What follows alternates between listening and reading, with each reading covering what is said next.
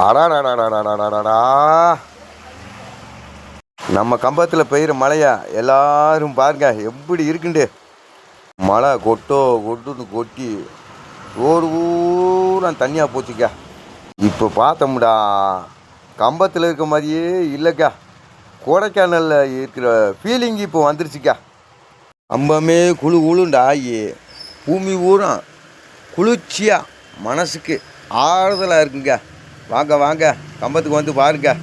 கம்பத்தில் இருக்க மண் வாசனை வேறு எந்த ஊர்லேயும் இங்கே தேடினாலும் கிடைக்காது. கம்பத்துக்கு நிகர் கம்பஞ்சா. தேனி மாவட்டத்தில் இருக்க கம்பத்துக்கு மண் வாசனை வேறு எந்த ஊருக்கு போனாலும் கிடைக்காது.